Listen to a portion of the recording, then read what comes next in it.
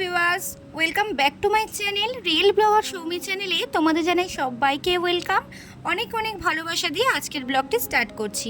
আশা করছি আজকের ব্লগটি তোমাদের ভালো লাগবে। তো আজকে তোমাদের সাথে শেয়ার করব সুজির গোলাপ জামুন, যেটা কিন্তু একদম নরম তুলতুলে হবে আর খেতে কিন্তু খুবই টেস্টি হবে। তো চলো বানিয়ে নেওয়া যাক সুজির গোলাপ জামুন। তো ফার্স্টে এখানে আমি আগে শিরাটা বানিয়ে নেব। তো একটা সসপ্যানে আমি 1.5 কাপের মতো চিনি অ্যাড করেছি আর 2.5 কাপের মতো জল অ্যাড করেছি। তো ফার্স্টে আমি এখানে শিরাটা আগে বানিয়ে নেব। আর মিনিমাম কিন্তু 1.5 কাপের চিনির সঙ্গে 2.5 কাপ কিন্তু জল লাগবে, কারণ জলটা টেনে কিন্তু অনেক গাঢ় হয়ে যায়। তো এর মধ্যে আমি দিয়ে দেবো 2টো এলাচ। গ্যাসের ফ্লেমটা কিন্তু লোতে রাখতে হবে। তো তারপরে দেখো এখানে আমি এলাচটা দিয়ে ভালো করে কিন্তু গ্যাসের ফ্লেমটা লোতে রেখে ভালো করে কিন্তু আমি বয়েল করে নেব 3 থেকে 4 মিনিটের মতো। বেশি হাই ফ্লেমে গ্যাস রাখলে কিন্তু জল টেনে নেবে, শিরা কিন্তু হবে না। তো দেখতেই পাচ্ছ আমার এখানে শিরার রঙটা কিন্তু পুরো চেঞ্জ হয়ে গেছে। তারপর একটা ফ্রাই প্যানের মধ্যে আমি এখানে অ্যাড করব 2 থেকে 2.5 চামচের মতো গাওয়া ঘি। তো ঘিয়ের সাথে আমি এখানে অ্যাড করব রুম টেম্পারেচারে রাখা 2 কাপ দুধ, যেটা দুধের সাথে ঘিটা ভালো করে আমি মিক্স করে নেব। তারপর এখানে আমি অ্যাড করব 3 স্পুন চিনি। চিনিটা ভালো করে কিন্তু দুধের সাথে মিক্স করে নিতে হবে। আমি কিন্তু এখানে এখনো পর্যন্ত গ্যাসের ফ্লেম অন করিনি। আমি চিনিটা মিক্স করার পর তারপরে কিন্তু এখানে আমি গ্যাসের ফ্লেমটা অন করে দেব। তো ভালো করে চিনিটা দুধের সাথে মিক্স করার পর একটু যখন ফুটে আসবে তখন এখানে আমি অ্যাড করব 1 চামচ গুঁড়ো দুধ। আমি এখানে 2 চামচ গুঁড়ো দুধ অ্যাড করব।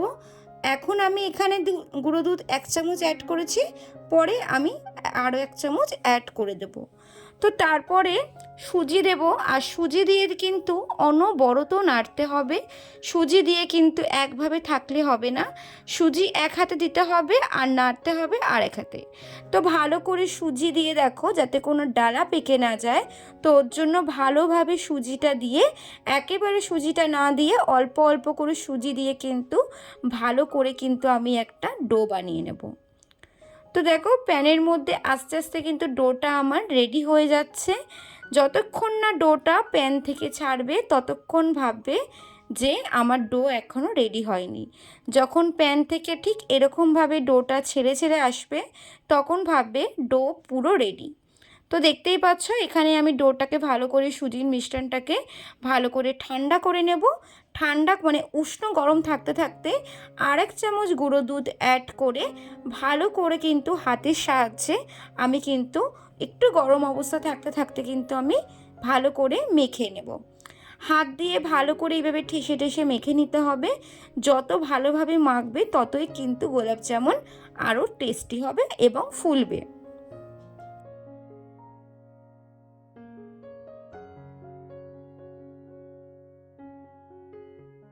তো আমি এখানে 5-6 মিনিট ভালো করে ঠেসে ঠেসে মেখে নিয়েছি।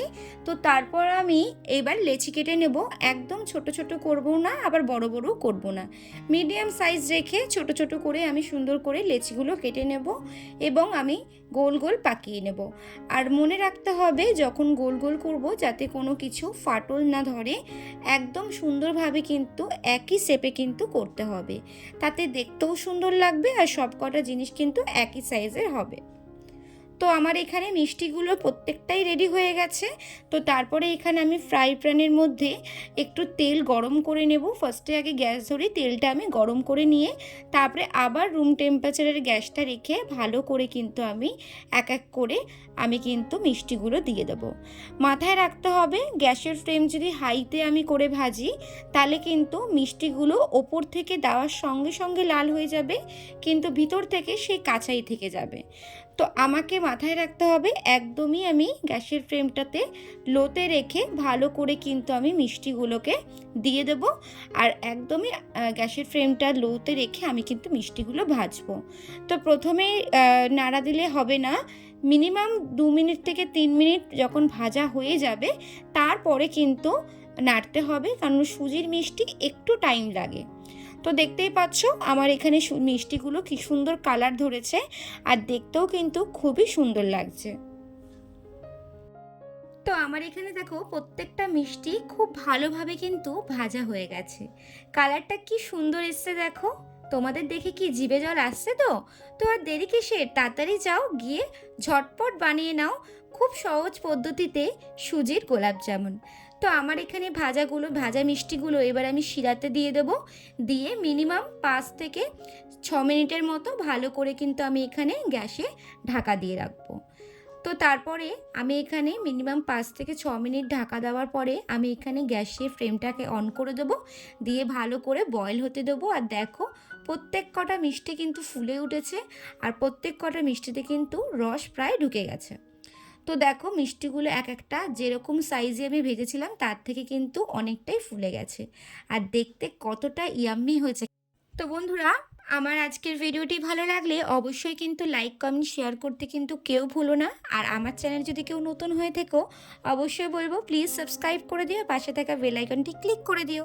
Thanks for watching my video.